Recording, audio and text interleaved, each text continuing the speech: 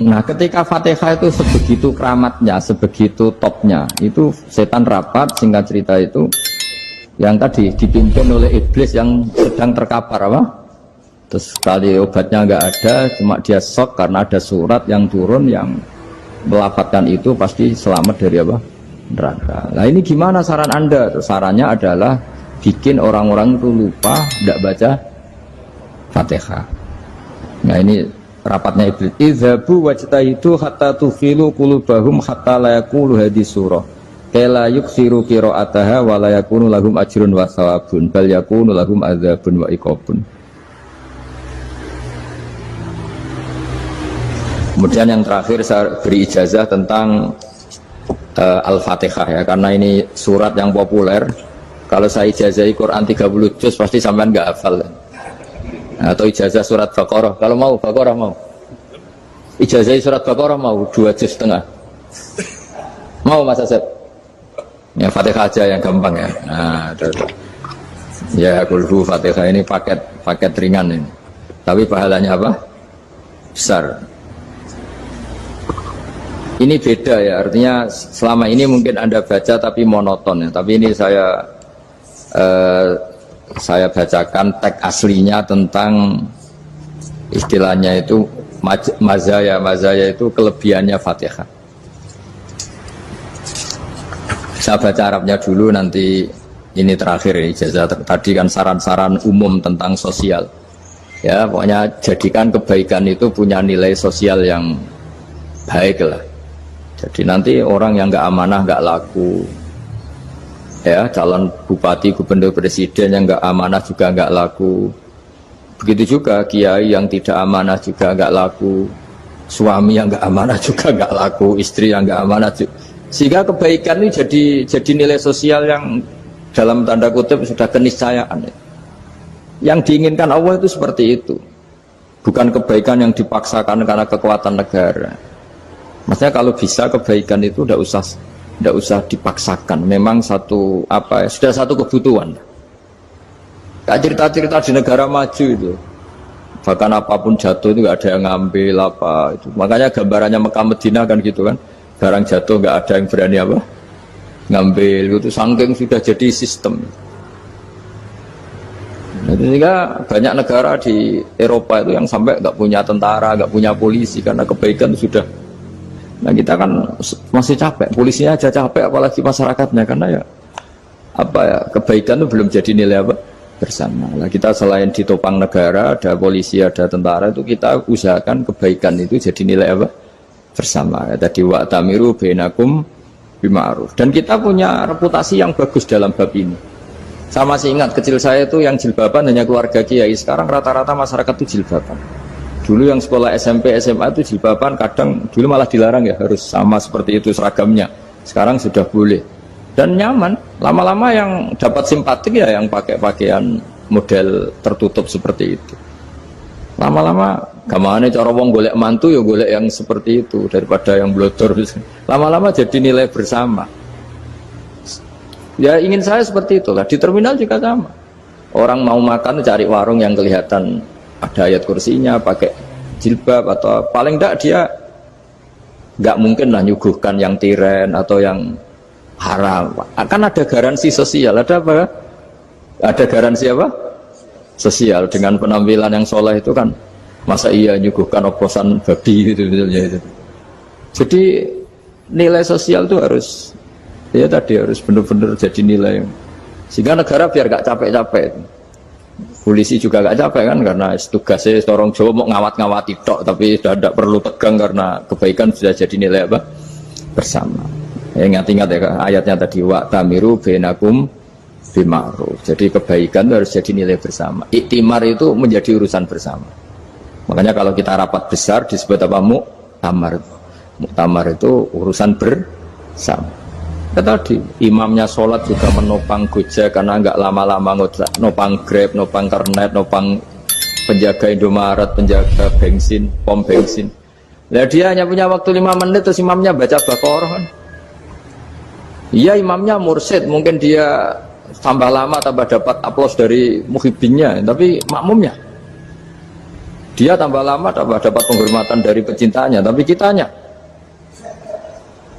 wah khusyuk wali kan, dia dapat status naik lah. Kita yang sudah tidak ikut jadi wali diganggu apa pekerjaannya. Kalau ada imam seperti itu sampai mufarokoh saja, niat ya Allah sampai sini saja, saya makmum orang itu, silakan orang itu punya urusan sendiri dengan jenengan, ya sudah, atau salib saja apa. Ya, itu boleh. Kalau dalam fikih namanya apa? Mufarokoh. Mufarokoh itu niat. Tapi kamu jangan langsung selonong mufarokoh, niat dulu.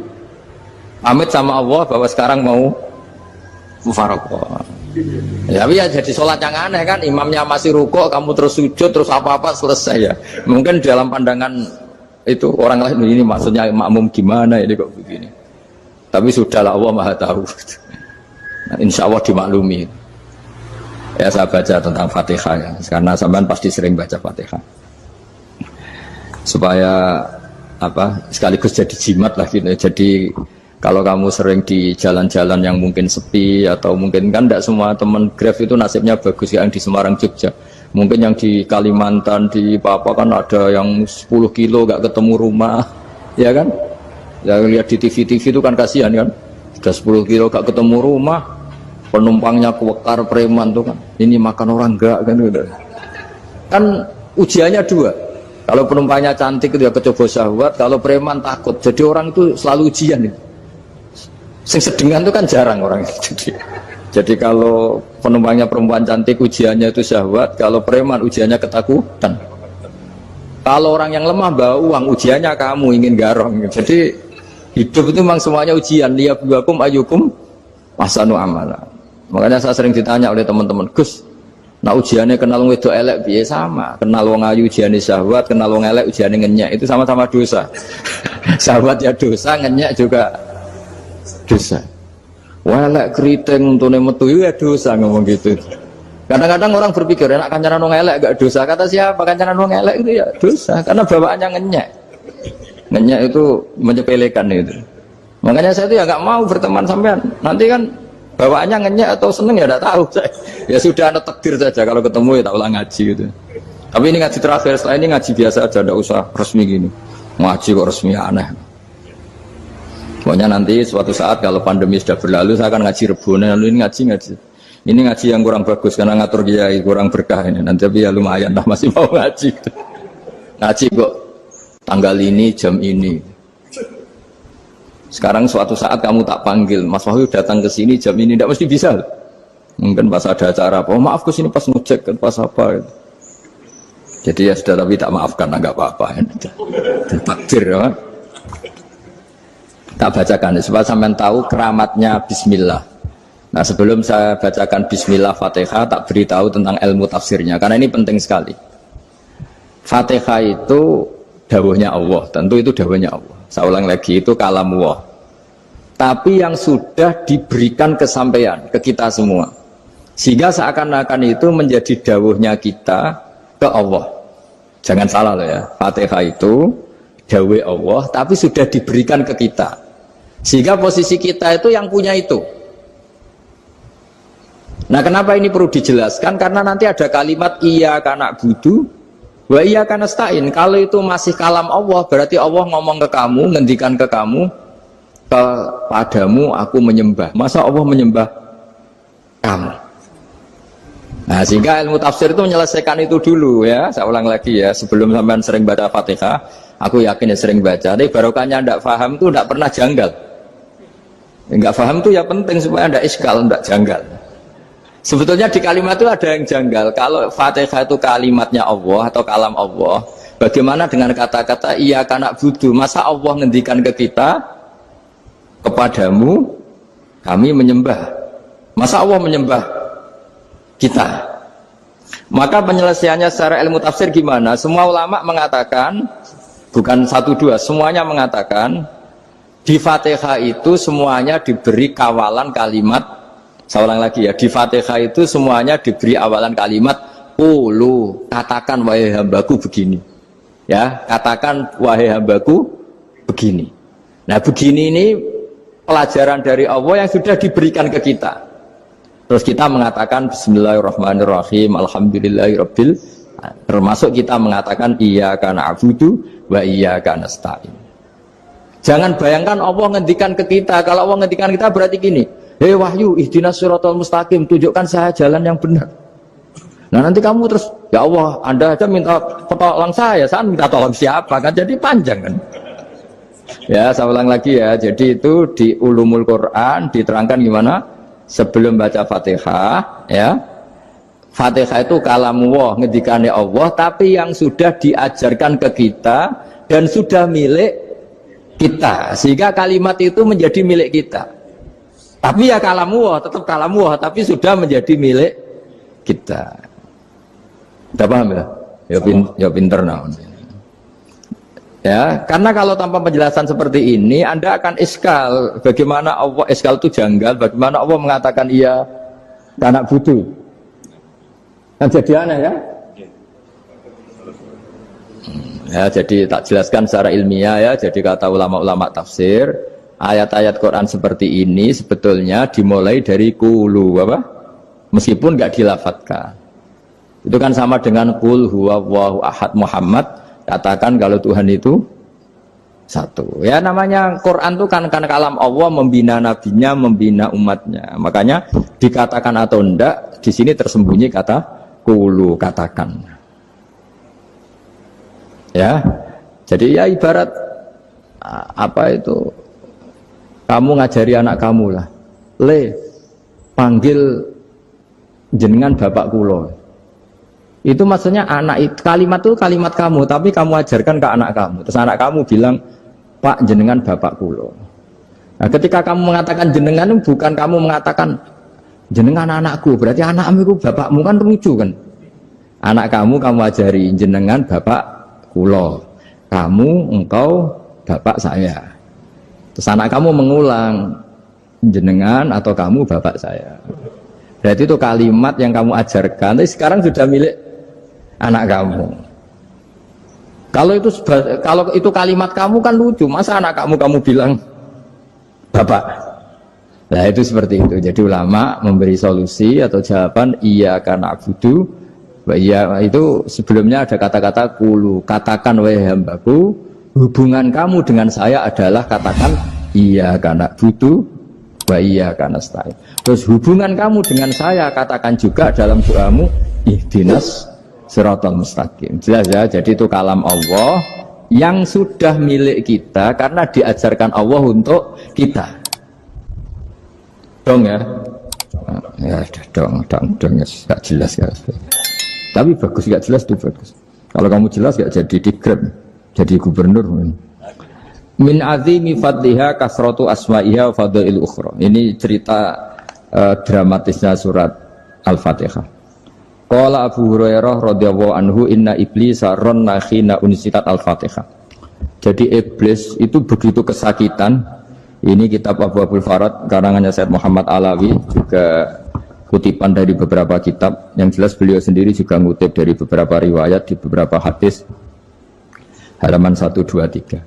Ketika Fatihah turun itu iblis kesakitan kayak orang sakit gigi lagi, tersiksa sisanya karena turunnya surat apa? Al-Fatihah. Artinya kalau Anda baca Fatihah dijiwai, maka Anda melemahkan setan, melemahkan iblis. Wa qala Mujahid khina unzilat Fatihatul kitab ronna fastama indahu asyayatin. Jadi ketika Fatihah itu turun, iblis itu terkapar lah kira-kira, sampai dijenguk banyak setan. Jadi kemana di ICU lah kira-kira gitu kalau sekarang itu, entah COVID entah enggak tahu, pokoknya di ICU sampai dijenguk banyak setan. Enggak tahu bawa apa enggak tahu, pokoknya dijenguk banyak setan. Ono yang nyangoni karena ini apa? Ketuanya apa? Pingsan, sakit. Jadi iblis itu sakit sampai dijenguk anak buahnya setan-setan. Ya semoga kalian semua tidak kenal setan. Kalau kenal berarti teman, apa? Wa qalu misla dzalik wa qala lahum laisa mimma taquluna syai'un walakin unzilat suratun laisa ajru qailiha illa an harrama alaihi nar jahannam. Saya ini bukan sakit fisik kata iblis. Kamu tidak usah jenguk saya, datangkan dokter terbaik, tidak usah. Saya ini tidak sakit fisik. Saya ini sakit karena ada surat yang diturunkan, yang pahala yang melafatkan surat itu pasti selamat dari neraka. Padahal misi terbesar saya ini supaya manusia masuk neraka. Sekarang punya tamengnya. Mulai pusing kan? Ya seperti orang lah, goda sampean ternyata sampean setia, itu kan pusing. Nah ternyata tidak setia, itu yang akhirnya ribet kan itu.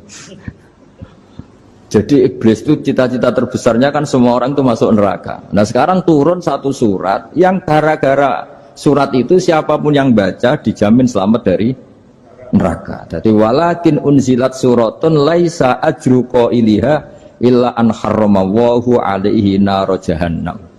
Karena jadi dia shock lah, kalau orang di Jawa itu bilang shock. Aduh sial nasib saya ini umat nggak bisa saya goda lagi karena punya tamengnya tadi punya. Qadba tolakai dukum mamakrukum. Rekayasa kalian sekarang itu tidak ada gunanya semua. Nah, ini alhamdulillah di Indonesia kelihatan kan banyak yang miskin, banyak yang susah. Tapi selagi mereka masih sholat, itu keinginan mencari halal itu masih tinggi. Kayak apa kita di tengah kota, jauh dari anak istri, jauh dari tetangga. Biasanya kalau orang jauh dari anak istri, tetangga kan sakar pede. Tapi yang soleh masih banyak, sudah jauh dari keluarga tetap lurus. Loh, kalau yang dekat lurus kan wajar, konangan wong akeh kan. Ini sudah jauh masih lurus. Nah ini nggak lepas dari barokahnya surat apa? Surat Fatihah tadi. Jadi karena ada surat yang menjamin pelafalnya atau qailiha terbebas dari api neraka. Wa qalat as-sayatinu lahu is ayyusai'in ta'muruna ya maulana. Faqala lahum idhabu wajtahidu hatta tukhfilu qulubahum hatta la yaqulu hadhihi surah. Lalu kita gimana? Jari para setan gitu. Lalu kita gimana? Terus kata iblis, sudah bikin mereka lupa sehingga tidak baca lagi. Selagi masih baca kita pasti keok. Jadi kalau sampean sudah jarang baca Fatihah itu berarti sudah bagian dari kemenangan apa? Iblis. Jadi kalau sampean sudah jarang baca Fatihah itu berarti bagian dari kekalahan Anda, kemenangan iblis. Masih sering baca? Berapa kali? Terus apa lagi? Kalau ngajarin itu juga kok 5 kali tok itu? Berarti pas salat fardu tok. Enggak 5 kali itu mendingan itu 17. Kamu itu ngitungnya jangan 5 ini. 5 waktu saja. 5 waktu itu berarti lumayan kan? Berapa? 17 ya? Iya. 17 ya? Ya. 17, tapi kalau makmum tuh sering separuh kan, apalagi makmum terawih. Ya kan? Makmum terawih itu bacanya Fatihah ada yang sempurna enggak ya? Ya enggak lah. Baru alhamdulillah rabbil alamin ruko ikut ruko gitu. Makmum kan yang terawih lah Mas. Kalau terawih jarang sempurna ya. Fatihahnya itu. Kan imam sudah ruko. Kamu bacanya Fatihah sampai mana tuh? Baru setengah ya. Ya paling pas terawih aja kan enggak sempurna ya. Apalagi kalau imamnya sing kilat tuh waduh malah. Nah ketika Fatihah itu sebegitu keramatnya, sebegitu topnya, itu setan rapat singkat cerita itu yang tadi dipimpin oleh iblis yang sedang terkapar apa? Terus tadi obatnya nggak ada, cuma dia shock karena ada surat yang turun yang melafatkan itu pasti selamat dari apa? Neraka. Nah ini gimana saran Anda? Terus sarannya adalah bikin orang-orang itu lupa, tidak baca Fatihah. Nah ini rapatnya iblis. Idhabu wajtahidu hatta tufilu qulubahum hatta la yaqulu hadhihi surah. Kala yuksiru qira'ataha wa la yakunu lahum ajrun wa thawabun bal yakunu lahum adzabun wa iqabun.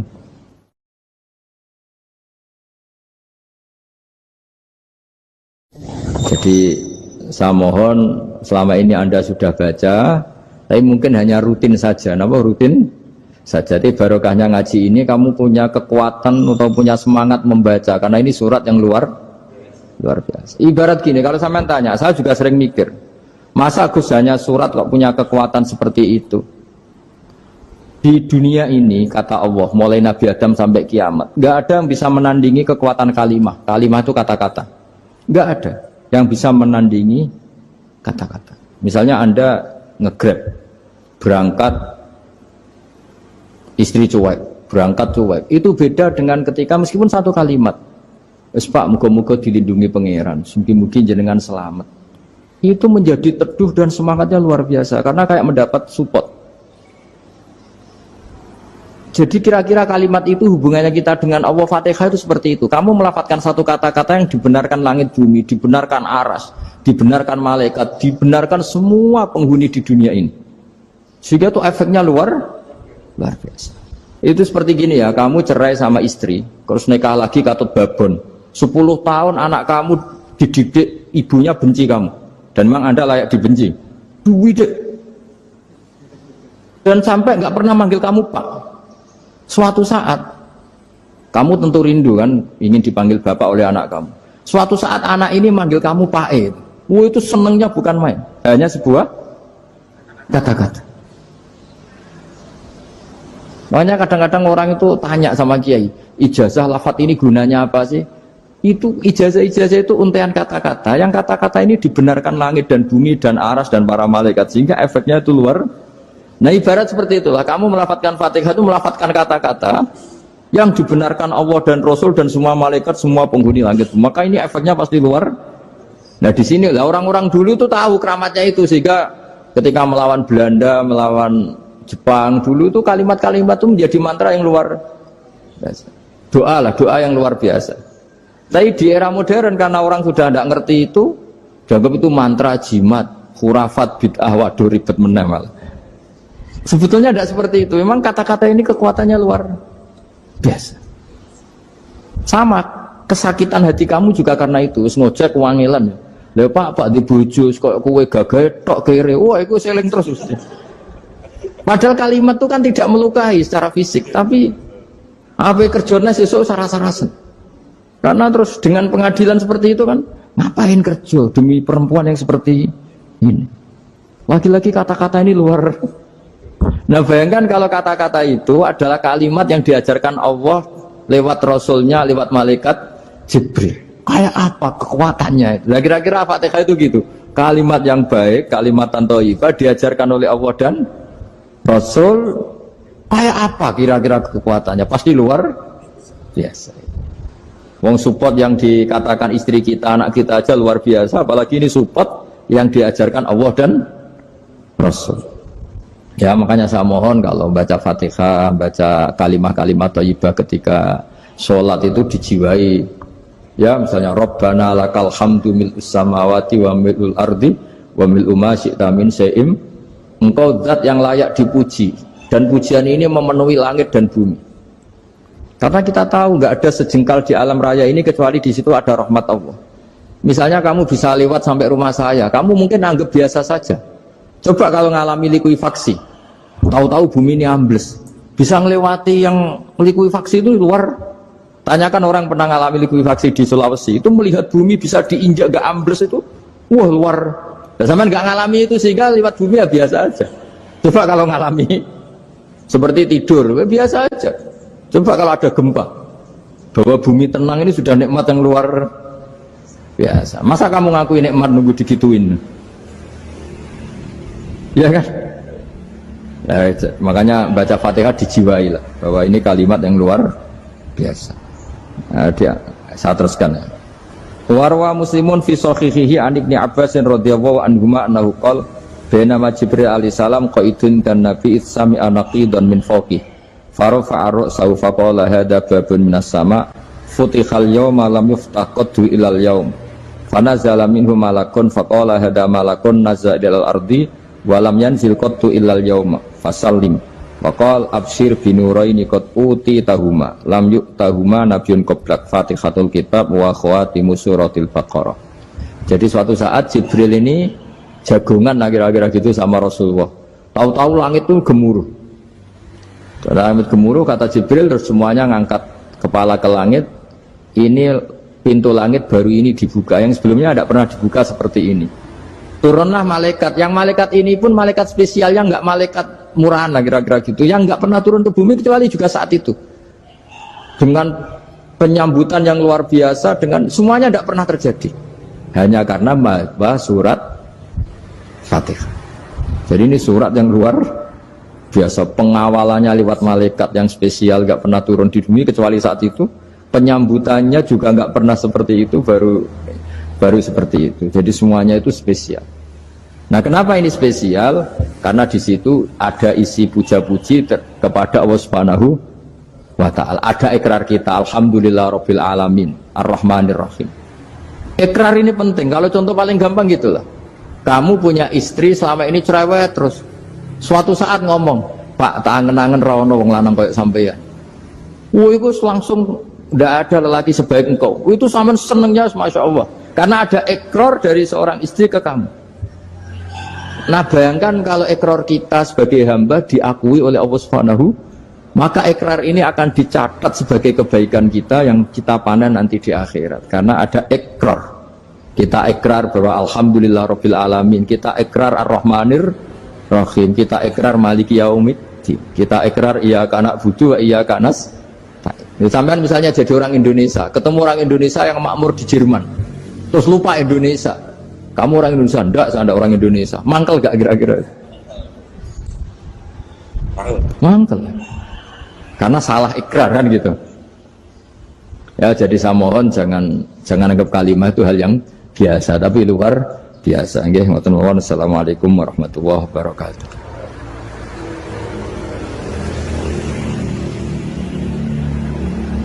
Saya berkali-kali kampanye di mana-mana lah, kampanye dan menganjurkan. Terus, di antara catatan dalam Suhufi Ibrahim wa Musa kan ada kan di Quran itu yang dinamakan lampiran-lampiran wasiatnya Nabi Ibrahim dan Nabi Musa. Itu di antara catatannya begini. Orang yang punya akal itu adalah orang yang bisa menikmati sesuatu yang baik. Misalnya gini, contoh gampang gini. Kamu punya anak pertama atau punya anak yang masih kecil.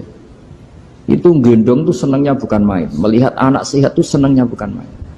Mungkin saat itu banyak orang yang sedang maksiat dengan perempuan nakal atau dengan teman-teman nakalnya. Yang nganggap seperti itu tidak nikmat. Tapi andekan ini ditimbang ya ditimbang. Yang maksiat tulan, misalnya paling ukuran bahagianya itu 70%. Tapi yang ini, yang nimang anak baru lahir atau masih kecil, corong Jawa ngeloni anak, bisa saja bahagianya itu sampai 100%. Artinya selama ini kesalahan kita adalah nganggap maksiat itu pasti menyenangkan dan taat itu tidak menyenangkan. Makanya saya berkali-kali fatwa, untuk melawan kenikmatan maksiat, orang harus terbiasa menikmati taat, menikmati kebaikan. Jangan kira kita nimang istri nikmat, nimang anak nikmat, ketemu teman yang lama tidak ketemu juga nikmat. Artinya kita akan melewati berjam-jam untuk jagungan sama teman, sama anak, sama istri. Dan itu harus kamu nikmati. Supaya mengganti tidak berkebutuhan nikmat yang lewat jalur maksiat. Jadi saya mohon sarana-sarana yang menyenangkan itu, yang taat itu kita maksimalkan. Makanya bapak saya itu sering pesen, kowe nak ngaji sing guyon, sing seneng. Nganti wong maksiat itu karena cari kesenangan. Coba kalau kesenangan itu sudah didapatkan saat taat, maka tidak butuh lagi kesenangan yang berbentuk maksiat. Makanya orang-orang wali dulu kalau sudah sholat itu gak bisa berhenti karena merasa nikmat. Makanya Nabi pernah ngendikan wa qurratu aini fi sholat, nyaman saya itu kalau sedang sholat. Sekarang ditagih kan, nah zaman rukun kan nggak ditagih, nah istukaran kan di. Terus kita jadi kiai bingung. Jare sing ngutangi kon 7 juta, mergo pedet duit. Jare sing utang, murian mau 3.000, Gus.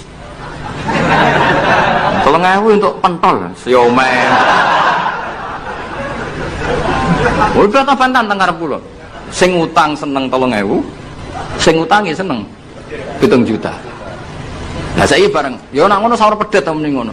Pedet apa, Gus? Sisi tok milih pedet limusin. Sisi tok milih pedet biasa, dhisik pedet biasa. Lah ya pedetku biasa iku cara nak mbok utang wis ndek anak putu.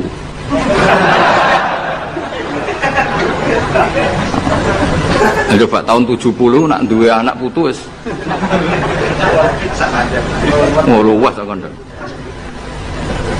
Coba. Tapi jare sing utang, lah anak mati. Coba kalau kamu jadi kiai itu coba mau apa coba? Mulane wong dadi kiai iku berat-berat itu.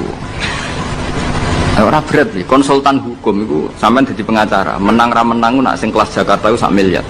Nak kelas kabupaten jadi 5 juta. Dadi kiai gak salam template 20.000 taruhane swarga neraka. Wong desa paling salam template 50.000 20.000. Takokane nek dijawab kliru swarga.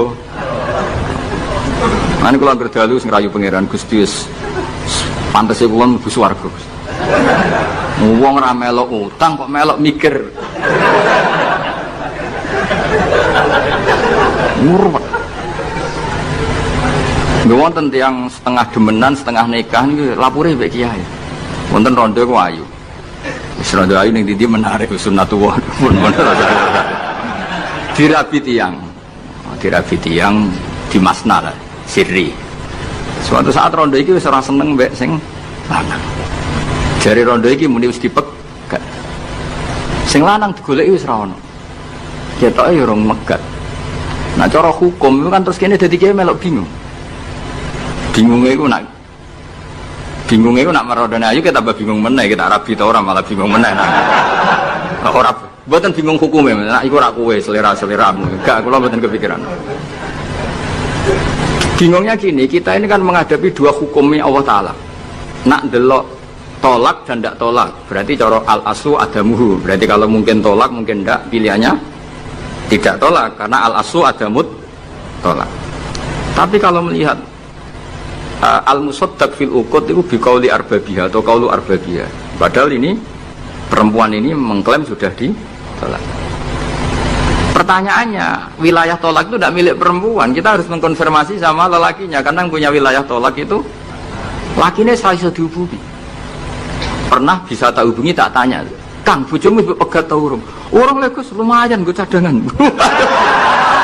Pusing meneh kan. Dilaporane KUA ora resmi. Coba kira bingung itu tiga. Ngukumi salah neraka. Ngukumi bener orang melok ngeloni. Jajar gak pesen. Kan orang nuntungi. Salam kan lek mau 20.000 ibu. Lho kira rasane dadi kiai. Akhirnya kula nak ketemu sing lanang tak pamuk. Kowe nak kepengin ra mlebu neraka, nak megat-megat nak ora-ora. Mergo Quran iku paling anti iku fatadzaruha kal mu'allaqah, ngembangno wedok iku koyo gantungan, kawin ora. Kowe iku mungkin kira mlebu neraka lewat gak megat, tapi iso mlebu neraka mergo mangkelno aku tak omong ngono. Aku dongaku ora pati mandi lah, tapi nak ndongak mlebu neraka, kowe mlebu neraka ketoke mandi om. Mangkel Allah. Ya mun Gus tak pegate ben jelas aja ben jelas. Karena ngel-ngel orang coba. Makanya Allah itu anti betul kalau ada orang lelaki menggantung perempuan. Di antara pantangan yang diajarkan apa? Fala tamilu kullal maili fatadzaruha kal mu'allaqah. Karena dia ini mau butuh cadangan tok. Nak lagi nenengan mbek bojone kok ndek alternatif. Mergo si wong iki zina moh, tapi kalong jatahe biologis ya moh. Wis ngono-ngono kan urusanmu. Aku sing pusing, mesti ditakoki hukume ya. Lah bolak-balik enak kiai sing terkenal gak ngalim ra ono wong takok. Mau wong rono dukun mandi ra mandi ngekeki ning arep. Penak ndi dadi kiai hukum mbek kiai dukun. Kiai dukun kan mandi ra mandi mukadimah segala 2 kilo. Nak mandi ditambahi, nak ra mandi gak ditarik.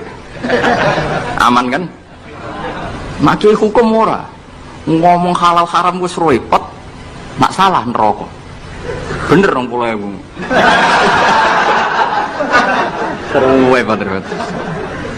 Nane kula sering rayu pangeran Gusti kula niku pantese mlebu swarga. Salah kula kata Allah, pokoke pantese mlebu swarga. Jadi mboten urusan GR mboten, jenengan pantese ulama mlebu swarga. Yo repot. Pokoknya urusan kawin, riba. Karena kita ngadepi hukum sing rubahnya itu Masya Allah. Ya kayak tadi misalnya kue anut uang itu tidak turun. Darani goblok wong gladak kula yang sekarang dinyang wong 200 juta sekarang itu dulu buyut saya kata ibu tukune mau 700 rupiah karena uang dulu kan ono sen di bawah sen ada lagi di bawahnya lagi ada lagi jadi 700 rupiah itu nah saiki misalnya gladakku tak dol 700 rupiah ibu tuku genteng tok ya ora cukup makanya kita ini jadi bingung kan kalau ngukumi utang piutang di masa lalu itu dikrus pakai apa? Ada ulama yang mengatakan dikrus pakai emas. 700 rupiah zaman itu kalau digramkan dapat berapa gram? Ya memang itu paling gampang. Sampai sekarang ya kita pun seperti itu. Misalnya Makanya untungnya pangeran itu luar biasa ya. Perangkat itu tetap ditetapkan sama Allah. Misalnya gini, ada orang konflik utang piutang di depan saya. Tak takoki pedet zaman itu regine pinten, Mbah? Zaman itu 700 Gus atau 3000. Ya sudah kita tanya di apa itu? Di apa sajalah tanya yang ahli-ahli emas itu tahu. Zaman itu 700 rupiah atau 3000 dapat emas sekian gram. Mau tidak? Jadi Allah itu menyediakan perangkatnya. Galah kalau nu kathah kanca akrab sing bakul emas. Jadi kalau nu akhirnya takut, cek iku golek referensi emas tahun 70 itu 3000 untuk pirang gram. Ternyata ya untuk wakeh. Karena polanya sama, napa? Emas itu kan sama terus sampai ila yaumil kiamat. Makanya bank di dunia pun, World Bank maupun BI sampai sekarang acuannya tetap harga emas. Itu Allah Subhanahu wa taala. Allah itu zat sing maha pinter. Jadi nilai dolar, nilai rupiah gak stabil, tapi nak harga emas tetap stabil. Artinya gini, kalau kita utang 1 juta zaman itu kok untuk emas 2 gram, 10 tahun kemudian ya sudah, pokoknya emas 2 gram. Meskipun sekarang harganya 4 juta. Paham ya? Jadi tetap Allah itu damel perangkat. Akhirnya kula ya dadi ulama ya rapati bingung. Yus pokoknya kruse emas ku piro? Iki nak kowe anut aku. Mungkin sing mbok takoki aku. Nah nek anut aku ya aja takok aku. 20.000 ngajak neraka.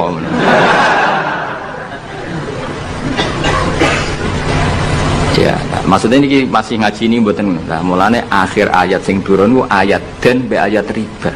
Geden ya mari riba iku ya mergo den. Saiki sing utang ora masyarakat tok, kiai sak santri-santri yo tukang. Mulane BPKB ini udah pinter-pinter. Nak sekolah do suwi ya. Apa sediluk? Ada enggak orang punya motor BPKB-nya di rumah? Ada 10% sak kampungmu. Sekolah pinter lah. Enggak, maksudnya dari satu kampung iku sing BPKB ra sekolah pirang persen? Pira? 0%. Oh, no. Pira tidak? Oh, no, itu berarti wong kusur. Alhamdulillah, weling mesti itu tukang gadekno. Pirang persen Kang Ali? 10 no. Dari kira ono. Jono 10. Ono.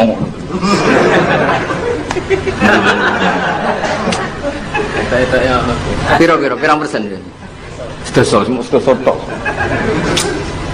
Kalau sertifikat tanah? Akeh ndi? Maksudnya lebih akeh sekolah ya apa akeh ning omahe? Oh, berarti nak motor, mobil akeh sing sekolah. Nak rumah?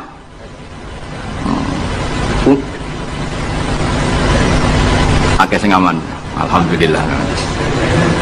Ya makanya Nabi nanti ngendikan innamar riba finnasiyah. Ya innamar riba finnasiyah. Karena maksudnya riba itu normalnya memang gara-gara tempo. Makanya kalau suwun sinten mawon yang mencintai saya, usahakan sesuatu itu jangan nasiah. Kulon mboten sombong. Kulon nganti saiki belum pernah beli sesuatu kredit. Karena aku kiai. Maksudnya orang kok ngaramno kredit, aku kiai. Keruwetan kan? Kiai kok ditanggal. Ini lucu kan? Orang wedi akhirat tapi wedi tanggal. Misalnya mobilku kok kredit itu kan wedi tanggal. Lucu kan? Nah gue kan pantas orang pati kiai. Kan? Lucu kan? Masalah lucu, boleh lucu. Tapi orang haram. Haramnya sama orang di mobil. Tapi nak iso nak kiai terutama wong alim ya. Nak kiai rapate alim rapopo. Nak sing alim-alim kan iman. Karena beda ya fungsinya ulama sama kiai. Kiai itu orang soleh yang harus kita hormati. Seorang kiai itu orang soleh yang harus kita hormati. Tapi biasanya kan enggak pati totokan hukum. Nah ulama itu pusing tenan. Takut ada wong aneh-aneh. Wes aneh. Kemudian kadang ono wong di bojo nganti loro, sing lanang ku loro. Ya perkara ini gitu. Mengkonfirmasi pertama kata suaminya menceraikan, akhirnya sing wedok wani rabi, waline wani ngrabekno. Jebule klaim bojo pertama tidak mencerai. Akhirnya kan di bojo. Lalu iddahnya itu iddah dari siapa? Itu zaman Sayyidina Ali itu sono pertanyaan seperti itu. Duko Sayyidina Ali. Sayyidina Umar zaman Sugeng ya sono pertanyaan seperti itu. Karena kita bisa apa coba? Kita di kehidupan masyarakat itu bisa apa? Hanya bisa apa? Rondo tadi wis dirabi wong. ada informasi menceraikan. Lah anak rondo ayu sing Zaud Sani itu kok kan orang mengkonfirmasi banyak-banyak wis kebelet rapi. Lebih itu anak setengah rayu, mungkin wong sempat ngecek tenan ta ora. Tapi nek wayu kan ono kabar rapi kan apa kabar cerai kan wis cepet nang. Kok coba bayangno masyarakat itu gak santri. Siapa cepat dapat. Kita bisa berbuat apa coba? Wis kadung terjadi coba. Itu zaman Sidin Ali ada pertanyaan seperti itu. Bisa apa coba? Sayyidina Umar ya ada pertanyaan seperti itu. Makanya terus kita ini mikir ya, mikir masalah otoritas tolak. Siapa? Tentu Zaud. Tapi alhamdulillah di fikih-fikih kita, saya termasuk orang yang paling gigih mengkaji fikih fashun nikah. Di fikih kita itu memang perempuan tidak punya hak tolak, tapi punya hak yang mangkelewu anaknya didakok meja. Pakani kitab. Jadi orang rafa mau ngamuk ngono tok. Saya punya teman hafal Quran, tiap deres itu pertama gak apa-apa, bareng suwe-suwe. Apa nak deres terus warak. Saking ekstrimnya perlawanan istri. Tapi ngono lah ya ora rafa. Ya tetep dia anak, ya tetep lucune wong wedok kan ngono. Ngamuk lah ya tetep ae dia anak. Jadi dunia ini penuh keajaiban. Jadi kalau di tombol tukaran terus, tapi anaknya ya tetap kan. Neng kene padha. Alhamdulillah bagus. Jadi tukarannya ya terus, gawe anak ya. Ngono nganti tua ya ora pegatan. Ngerti-ngerti anake 8. Judes kabeh kok terlatih ngono omah. Mulane wong wis kudu yakin rahmate pangeran. Ora ana zat sebaik Allah. Wong tukaran entuk rahmat. Lho rino tukaran bengi untuk jatah. Soales urip wis pokoke karis, pokoke syukur napa? Syukur. Serang sama macam-macam. Pokoke urip iku syukur. Seneng ning donya wis rahmati Allah wis warahmati wasiat. Serai rahmati Allah dibatasi keluarga harmonis sing iso nyukupi bojone sing ora iso warahmati wasiat. Sing ra iso nyukupi ya untuk jatah, sing nyukupi untuk jatah wong pangeran ora kena diatur. Mulan kula nu termasuk kiai yang enggak setuju ana kawin dinasihati ngene ora perlu. Angger pangerane cek Allah lan selalu pangeran ya Allah ya mesti Allah, tetep rahmate luwih jembar timbang kesalahan kita. Wis mesti. Nyatane yo, coba kalau kita memenuhi standar fikih. Iku wis pegatan kabeh. Bojo ra iso nafakahi oleh di fashun nikah. Mbok bojomu kok cacat sing ngilangi syahwatmu ya iso oleh di wis ruwet-ruwet. Kula cek eling dawuhe Mbah Mun. Ngaji fikih. Nak sugih wajib nafakahi 3 mut mbok pira. Nak sedengan 2 mut. Nak melarat sak mut kuwi ana urutane. Nak ra iso nafakahi sakmene boleh fashun nikah. Mbah Mun ngaji fikih. Santrinya saya. Itu terakhir Mbah Mun ngendikan ini. Iku apa-apa kawin apa-apa dagangan. Mergo kemudian di fikih itu ada hukum begini, hukum sing rada aneh, yen fikih aneh. Jika dalam 1 hari 2 hari bojo iku utang untuk kehidupannya sendiri, maka minangka utange zaud, utange suami kan gitu. 1 bulan bojomu utang tangga ning toko untuk nafkah dirinya dan anaknya. Minangka utange zaud ta zauja? Zaud. Tapi dhewe Bang, untungnya wong Indonesia ora ono dipikiran ngono. Jadi misalnya sing wedok diutang kok dekne di rezeki ya disaur dhewe. Kemudian nek sing lanang wis ketok ustaz, malah sewenange pol, di guru mubal, di bojo mubalek wis sewenang. Kemudian nek bojone khotib wis sewenang, wis kan apa kowe. Kemudian hafid ngono sewenang. Hafid, khotib, mubalek, ustaz itu perangkat-perangkat untuk terbebas dari apa kewajiban nafkahi. Yo kan ngasih. Lha iki takoki ustaz jeneng arep. Jadi barokah status ustaz itu mertua ya sewenang. Gak kodak nafkahi lah ya. Sewenang. Pemene iso nyuwuk sithik-sithik. Oh sewenang wis.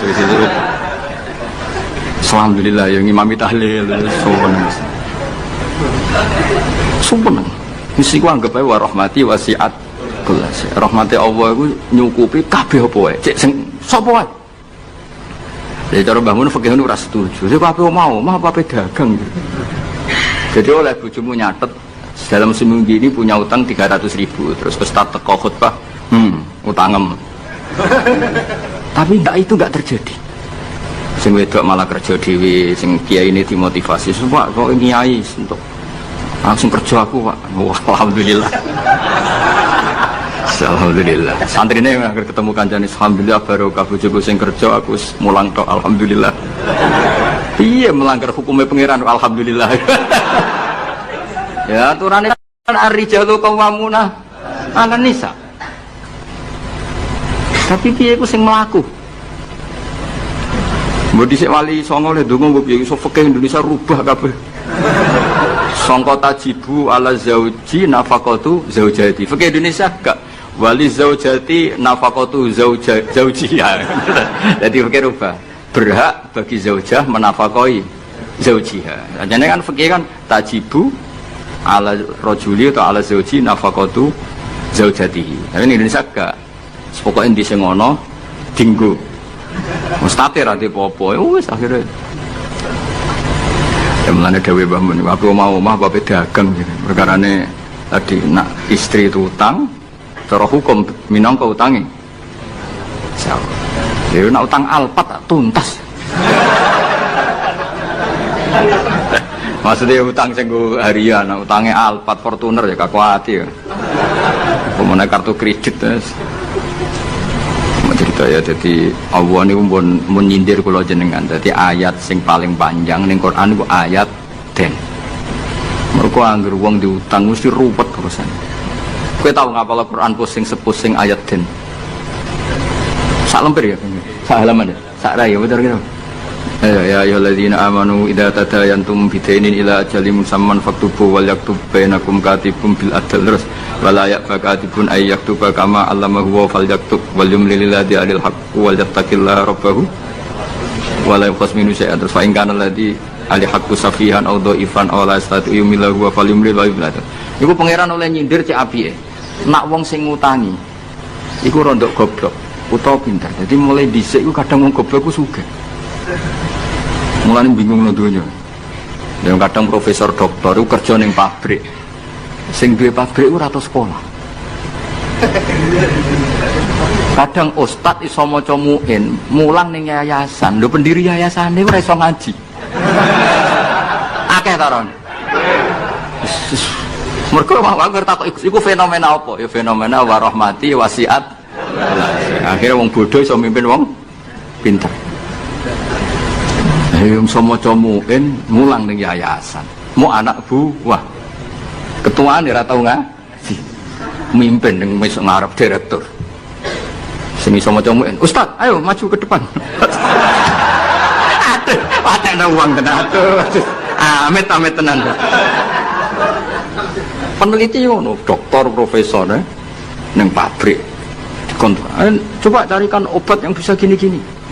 Carikan yang harganya murah tapi barangnya ada di Indonesia. Sing ngono iku ora tau sekolah sing ngarep. Profesor siap. Ini siap tok digaji. Wis pengeran wis donya wis iman wis pengeran wis kabeh kersane pengeran ikhlasno wae. Wis ngono kersane pengeran wis ora usah. Mane sampe wong alim dhisik ono duwe siir. Siire ku rodok kacau. Tapi kok apal siir. Mergo yo mangkel. Aku mek siir iku mangkel. Ya mangkel kan, karena si Eriku bully manusia, tapi ya gitu kan. Hadal ladzi hayyaral anama qatibatan was hadal ladzi hayyaral anama qatibatan wa sayyaral alimaz zindiqa. Ngene awal gini. Kam akilin ayat madzhabibu. Ada yang ditulis kam alimin, tapi kita baca yang kam akilin. Kam akilin ayat madzhabibu. Kam jahilin talqahumar suko hadal ladzi khayyaral anama qatibatan wa sayyaral alimaz dikhri rozintika. Mulane aku mbek syair iki ra setuju sing bait separuh terakhir. Rodok kacau. Kam akilin ayat madzhabu. Banyak pakar ekonomi. Tapi akhirnya saking bingungnya madzhab ekonominya itu akhirnya ra pinter-pinter. Saya di Kudus itu kerja apa ya? Ndelok retail. Kayaknya prospek. Bareng dihitung meneh. Modalnya dari mana? Ora sida kerja. Mikir no, kalau Kudus kota kretek, wah berarti harus jualan rokok. Bareng dihitung meneh, perizinannya susah, gak sido meneh. Sementara wong bodoh bekerja wae. Ngerti-ngerti suge. Mulane kam akilin ayat Madhahibu. Banyak orang punya akal cerdas, punya rumus besar tapi ribet. Kayak kiai pinter, biar pinter. Itu mesti berkah rapati pinter. Kiai terlalu pinter. Wah kalau orang Kudus, niai di Kudus harus gini metodenya. Kulturnya orang Kudus begini, jadi saya harus begini. Tren milenial begini, saya harus begini. Ribet. Saking banyaknya teori akhirnya belum melangkah niai. Ono sing hafal tahlil penting muka mlaku. Bar tahlil iki, bar tahlil untuk berkat sesuk ono mati berkat meneh, bariku ono wong kawin berkat meneh. Ngerti-ngerti ya dadi kiai tenan. Sing iki jek ngapal iku eksperimen. Wong bodho ngono ning bab mergawe. Anane kancing adol kancing, anane sarung ya adol. Ngerti-ngerti sing bodho gak. Wong sing pinter kan gak. Saya bisnis apa ya? Bareng didelok sarung prospek, bareng mikir. Tapi kan orang beli sarung itu setahun 2 kali. Susu akhirnya rasido. Itu jenis kam akilin ayat mazaibu kam jahilin talqahu marzuqa. Terus hadzal ladzi khayyarul anama qatibatan. Fenomena ini itu yang membingungkan semuanya. Jajal sampean profesor doktor tata negara. Kadang dipimpin presiden sing sekolah ini fakultas kehutanan. Nak pengiran sing ngersakno kabeh apa sih? Ya semua pengiran, gue kudu ridho, gue kersane pengiran apa? Jadi nak takut hukum tata negara ya takut. Gimana Pak ini menurut hukum tata negara? Ya jawab untuk kongkon atasannya. Dia ada bantah, jenengan yang presidennya malah dipecat malah repot. Kayak aku ketua yayasan menangan. Nyata terkait ruang dan waktu. Kita tahu nak Madinah Mekah niku saniki dihitung itu 460 kilo, pinten 460 kilo. Jadi secara fisik jelas tiang hijrah niku menempuh jarak 460 kilo. Niku wonten sing dibunuh orang kafir, dibantai di tengah perjalanan. Ada yang mati normal karena kecapean. Sing ngalami niku sedanten tetep diwales Allah rupane napa swarga. Kemudian setelah tahun 10 Hijriah, nggih tahun pinten sedasa napa Hijriah, berarti Nabi sudah umur 62 hampir 63. Mergi kula nate ngitung nak umur nubuwahe Nabi 40 tahun. Teng Mekah niku 13 tahun dadi Nabi, berarti Nabi pas hijrah niku tahun pertamane niku 53. Nggih, tahun pertamane hijrah niku berarti Nabi umur pinten? 53. Berarti kalau tahun ke-10 dia Nabi sekitar 62 nginjak pinten 63. Nah niku ba'da Fatih Mekah niku tanggal 10 Ramadan tahun ke-10. Fathu Mekah rata-rata ulama ngitung pinten 10 Ramadan tahun pinten ke-10. Niku Nabi ngendikan la hijrata ba'dal fathi walakin jihadun wa niyatun. Saiki ku ora ana hijrah sause secara fisik hijrah ku wis ditutup. Walakin jihadun wa niyatun, sing ijau karek niat ambek jihad, ambek berjuang. Niki rungokno mawon nggih kula tak maca hadis-hadis sahih. Terus akhirnya Nabi ngendikan nggih kesimpulan al muslimu man salimal muslimuna min lisanihi wa yadihi wal muhajir man hajara manahawu anhu. Sing darani wong Islam sing wong Islam liya selamat saka polahe tangane lan polahe lisane. Terus wal muhajiru te wong kang hijrah ning era badal fathi iku man sapa wonge hajaro kang gelem ninggal sapa man. Ninggal ma ing perkara naha kang nyegah sapa Allah anhu sanging ma.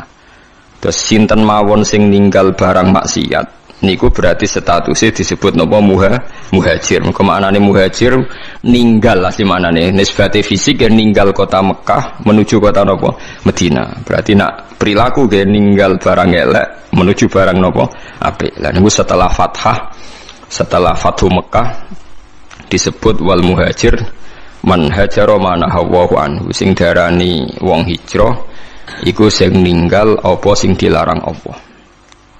Pun niki riyen nggih terus niki dadi pengetahuan. Nah kemudian ada masalah-masalah politik ya, masalah-masalah macam-macam. Atau sama kayak misalnya kula nate neliti biografi sing wonten teng Quran. Niki rungokno tenan nggih. Zaman Nabi Sugeng itu selalu ada daerah-daerah yang disebut Ardisuk. Misalnya Usoyah, hari ini wonten daerah jenenge Usoyah, Zakwan, Ri'lan. Itu daerah-daerah yang dicap Nabi daerah buruk. Kemudian kalau era ulama-ulama Irak, di Irak yang saat ini terkenal, itu ya dianggap Ardisuk.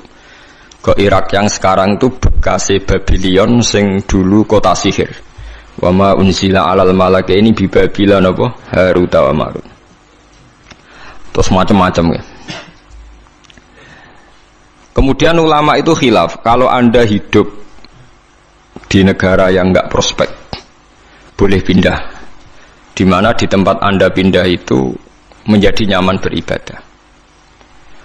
Ini rumah tenan, misalnya sampean ditakdir di kota Jakarta, pas kota. Di situ misalnya banyak niklab, banyak maksiat. Itu terus misalnya terus pindah teng mriki teng Beduan misalnya teng desa, tapi genti dosa ngrasani hasud drengki